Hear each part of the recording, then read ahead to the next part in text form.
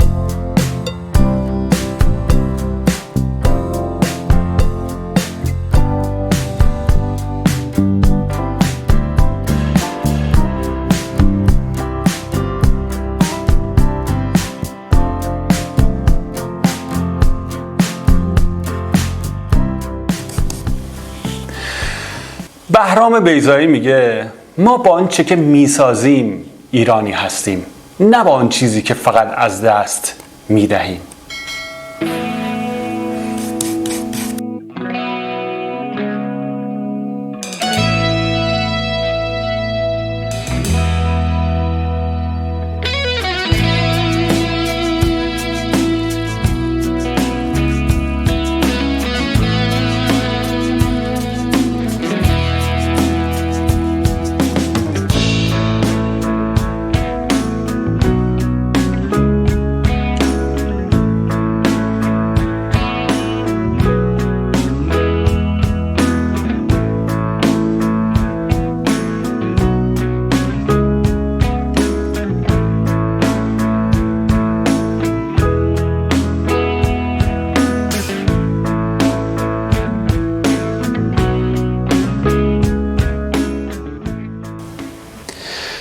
این فقط یک پرچم نیست.